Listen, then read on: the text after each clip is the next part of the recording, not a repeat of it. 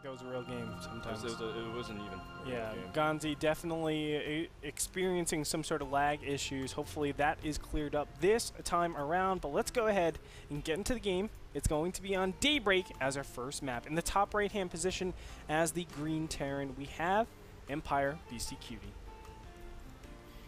The winner of the NASL Season 3 pre-offline finals qualifier, Beasty, he's been training really hard at the Razor House, but now is back at home in Serbia. And NASL is one of his biggest priorities. He doesn't travel to lands that often, as you didn't see him go to WCF's the combined land, or attend WCS Europe, or even DreamHack. Ah, look at that. GanZi already saying he's got crazy lag issues again. And this is his internet, really. He's been saying that he's been struggling a little bit. But yeah, I mean, if you guys didn't catch it last time, when he played off in his last match, he was actually playing on the Korean server, and he still was experiencing lag.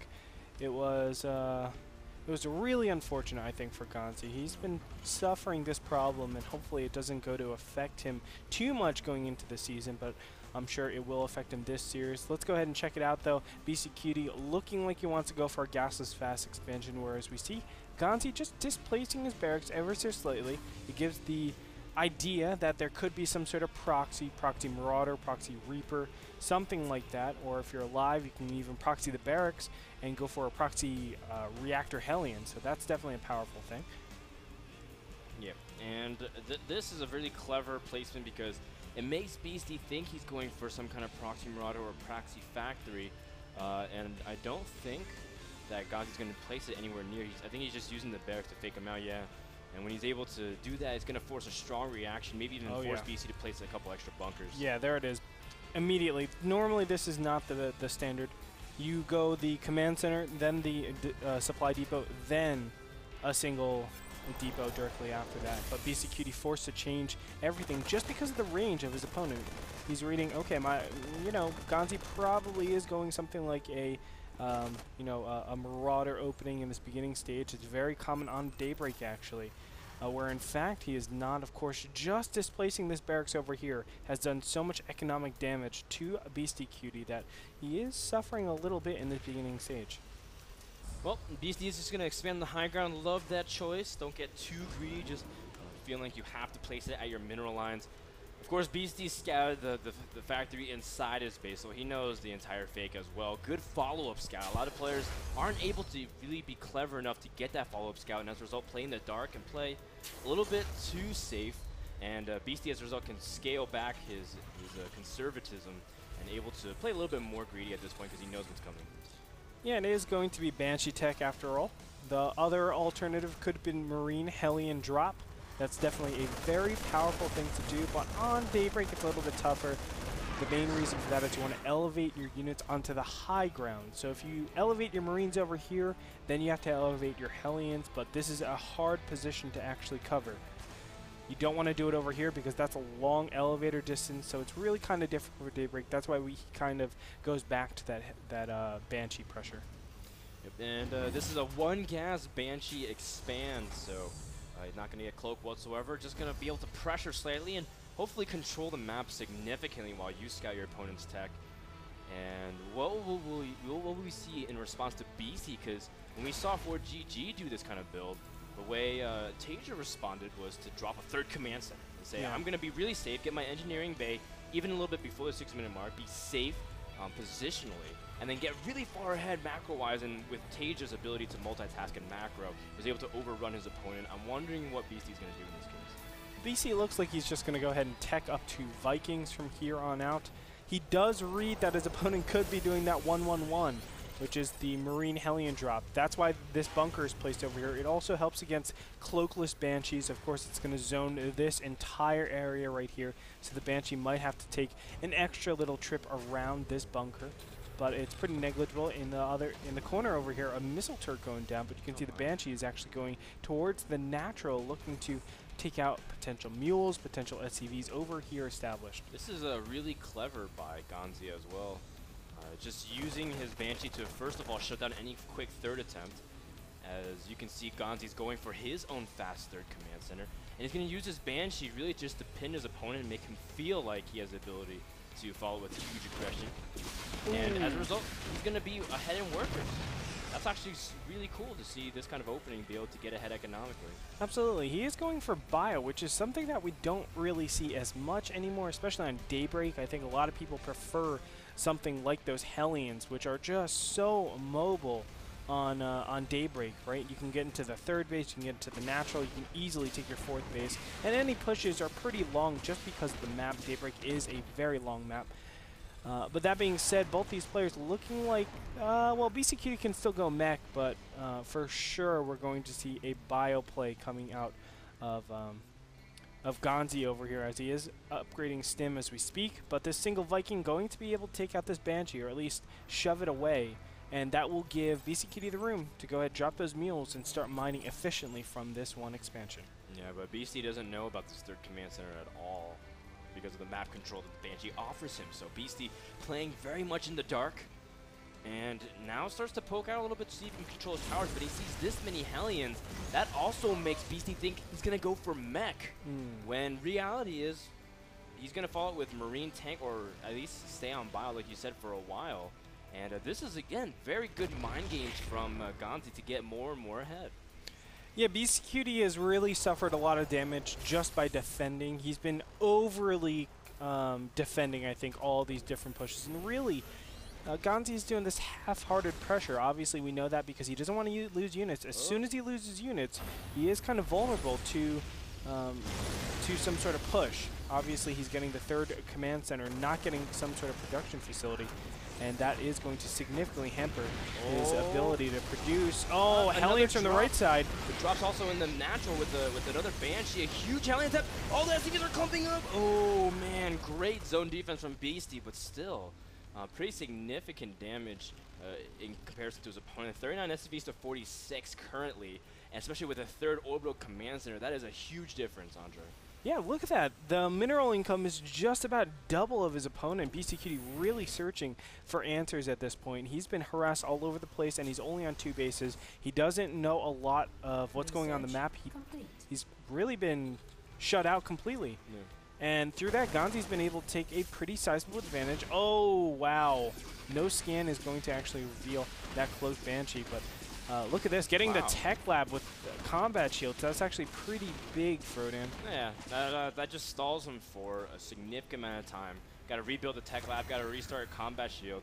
And so GanZi does lose that upgrade, and Beasty is now pushing out. Beasty does have 2 more factories planting down as well, going to really start leaning heavily towards mech units.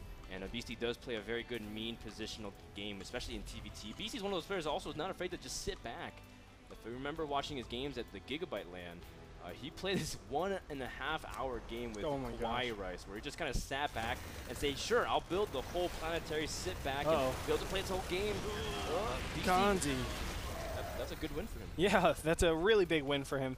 And more importantly, there is no combat shields on the really researching at all. Remember, he took it out over here on the right-hand side. And that being said, it really empowers the siege tanks, but a stim is going to actually surprise BeastyQT so much here. He's going to lose all of his Marines. That's the tanking units, and now they're just going to shove in and start killing the siege tanks. Absolutely glorious play coming out from GanZi. And the SCVs trapped the tank from being able to do anything. And wow, there's even a scan just in case the Banshee was there. And GanZi actually sent his SCVs to make sure that he could trade off efficiently, but he not only saved the SCV count, he's up by 23, 24 workers, Andre. Yeah. That's so big. Already at 70 compared to 45. Beasty lost a huge part of his core mech army as well. He has to play super defensive from this point. I can understand the time that he was trying to go for, but he did not know about this third base.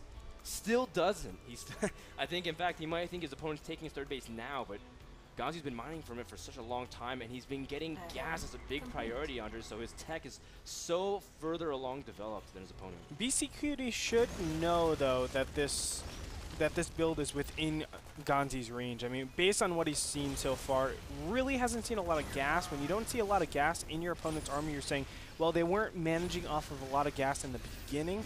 I probably need to be careful because there is some sort of potential proxy expansion, or at least really fast expansion So I think BeastyQT should kind of expect this to be here. Maybe not for that long, because as you can see, the mineral fields have been mining for quite a long time. For those of you that don't know, it's around 80 minerals per minute that a single mine actually gets mined. So, yeah, no, just like of it being there. A single patch. Around 80 minerals when it's with a what's it called? SUV or a mule? A mule. When it's with a mule, it's about 10 to 20 more, so it's around 100. So you can see he's had it for quite a long time if you look at just all the mules. But nice job with this Hellion Harass over here. 2 fresh hits, so that's a nice win. In fact, shredding the working count to be able to close the gap is very nice job. And these Hellions are very cost efficient. Might be able to snipe some Marines as well. Regardless of what happens, this is exactly what Beasty needed. And you know what? GanZi is actually digging himself a hole because do we see Combat Shield yet? No. Again, Combat Shields is like the most forgotten about upgrade. Besides so +2 building armor. You feel like you would remember it because it does put a change on the Marines. They get this big shield all of a sudden. And you're like, oh yeah, but people do forget it. I forget it all the time. It's crazy, if it ever gets sniped. Yeah. It's absolutely crazy. Well, we do see a pretty sizable army coming in here from GanZi, but what can he really do with it? You have to travel so far over. And Daybreak does lend itself to a very nice defensive position. So what he could do is set up a contain, but look at this. Once you move out with this army, it actually sets you up to be counterattacked pretty easily. He's going to lose even more SCVs over here at the third base, which does not help. Losing SCVs is not a good way to actually win a game, Frodan. It's not, but at the same time, will Beasty be able to defend his third? He's a little bit out of position considering how many units are here. Whoa, GanZi's going to go for immediate lift, but there are a few Vikings waiting for him, Andre.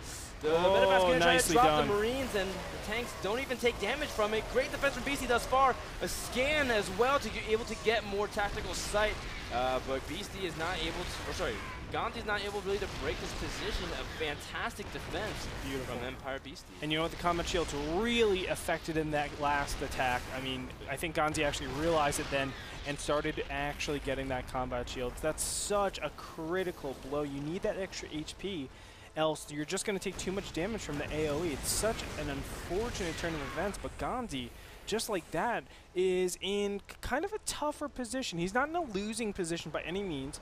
It's obviously his fourth base is up. His third base has been mining for quite a long time, so he has that extra surge. He has the upgrade advantage.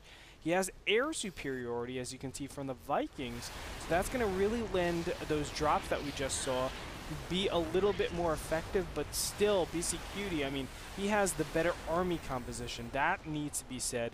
And when you have the better army composition, there's a lot you can do to get your opponent out of position and obviously yield great returns on your investments. One thing you notice also, GanZi has the air superiority, but would that even matter? A massive stim from GanZi, but it has to kind of fall back because there's too many tanks from Beasty. Also, the Vikings flying to the fourth of Beasty, and GanZi's, I guess he's going to harass and land them eventually? Or he really wants to keep a worker count? Yeah, I mean, I'm pretty sure he will. He's just trying to take care of this individual push right here. The fourth base is gone. The third base needs to be reinforced over here. And I don't think that his opponent really has any capabilities of doing that. GanZi is actually going for the counterattack, which I don't mind at all, just evening things up. But look at this. He's going to lift up everything. That's going to be really, really nice. I think BeastyQT actually sees this. Yes, he does. He needs to defend against this as best as possible. Those SCVs are actually going to go to the high ground. They should probably tank a little bit, but he has really good siege tanks. Thors pop out at the perfect time. Will it be enough? The perfect time or the anti-perfect time that they're moving down the ramp, but the siege tanks is doing a lot of damage onto the clumped up bio. Meanwhile, Beasty's still pushing to the third of GanZi. GanZi has almost all his SCVs there as well. He has to evacuate. And just like that, both players are on reduced amount of economy. Beasty managed to stabilize back at home for now. How will GanZi be able to take on this tank force? The spread from Beasty is so large. He's got 18 tanks. There is a doom drop. There is a doom drop over here. 4 medevacs filled with units. And let me tell you, Frodan, there's not a lot of stuff on the ground, and now he's going to be blindsided with this positioning. It's very unfortunate for BeastyQT, but how does he actually defend it? It's dropping directly on top of the first tank. And it looks like there's just not a lot of stuff here, but I don't know, Frodan.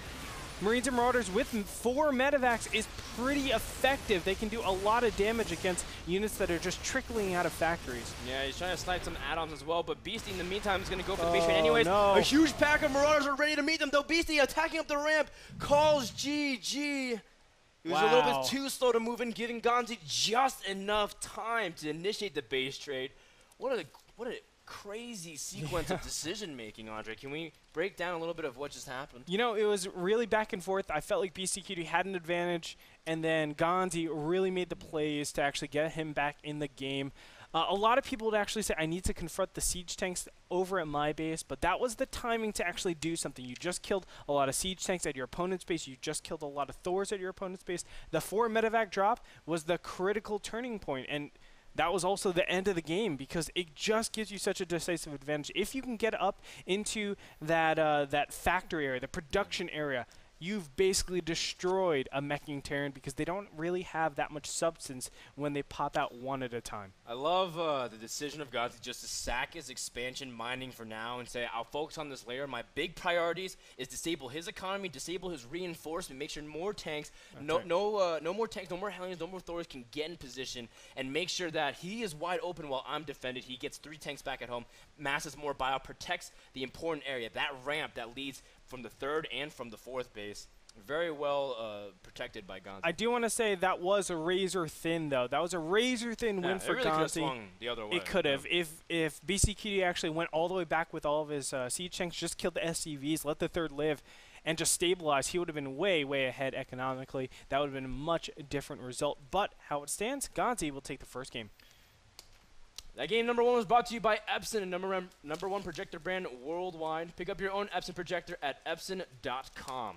We'll be back with game number 2 between BeastyQT and GanZi. We'll find out what happens in this TVT when we return.